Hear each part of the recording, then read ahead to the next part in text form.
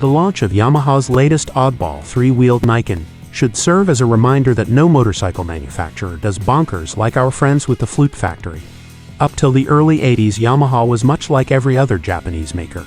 And then, from out of nowhere, we had the 20VFZ 750, the V4 Road 500, curiously framed FJ 1100, and Looney Tunes VMAX, all in the space of 18 months. And just when we thought they'd gotten over it, Yamaha built this, the TDR250.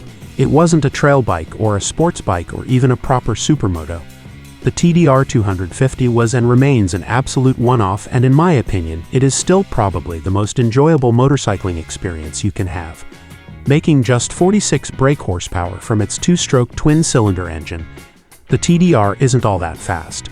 But it feels it because although benefiting from Yamaha's mid-range boosting YPVS system, the TDR arrived before the clever digital ignitions and computer-controlled carbs that took the loopy out of two strokes in the early 1990s. That means it has enough bottom-end power to potter through town, a fat mid-range that in reality is just getting you ready for the teeniest spurt of concentrated power that lights up your life at 6,500 revolutions per minute and lasts through 5 snappy gear changes till you and your micro motorcycle are doing speeds in excess of not that many miles per hour.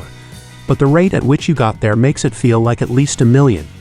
Putting the engine from their TZR250 race replica into an upright, wide-bar chassis was genius on Yamaha's part. Resisting the temptation to build a trail bike was the icing on the cake, though.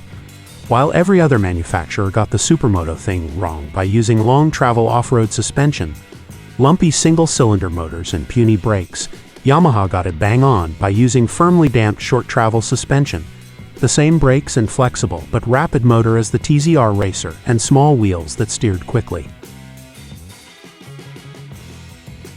They also fitted twin underseat exhausts 7 years before Ducati's 916, and positioning the enormous expansion chambers low down and forward of the engine gave the TDR a unique weight distribution. Absolute mass centralization 15 years before Honda made it a thing. TDR250 didn't have to handle at very high speeds because they never go that fast. But in low-medium speed corners you use the wide bars, lack of mass, and that off-key weight distribution to plant the front tire in a corner fully confident that it will stick every time. Knowing this allows you to take huge liberties in traffic, safe in the knowledge that wherever you expect to end up, the TDR will get you there.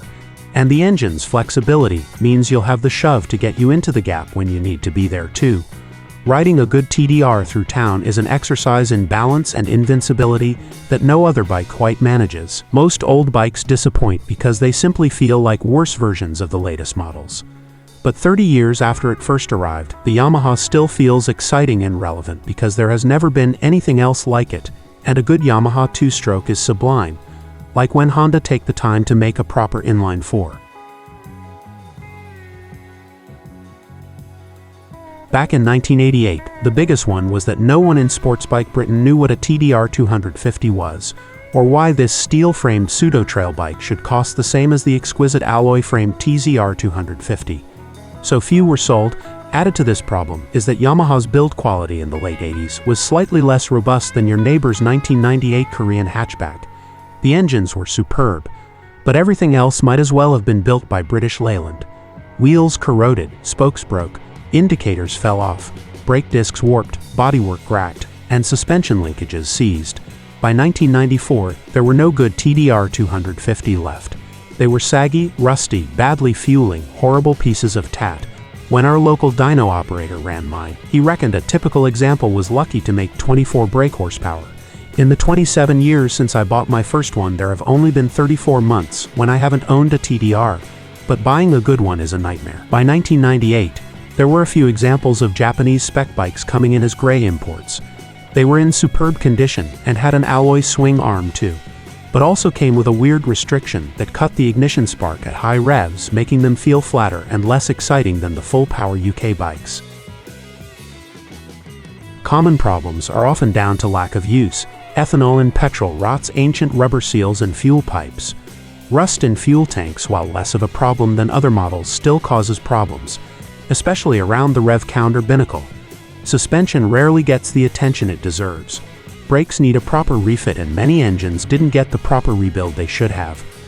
Like all old bikes, expect the one you buy to still have a summer's worth of stuff still to go wrong and need fixing. You will break down half the time you ride it, and things removed and replaced in the rebuild will fall off again. That's why they call it a shakedown. Turns out that the blokes at the Yamaha factory did know a thing or two about bolting bikes together, more so than you or the bloke who rebuilt it last year. But when the shakedown is finished and you reach the second summer, your TDR250 will be as good as all the write-ups suggest. They really are that good. But you won't care, because every time you ride it you will fall in love with two strokes. Motorcycling and riding like an idiot all over again. Take 30 years off your life for just £4,000. It's a bargain.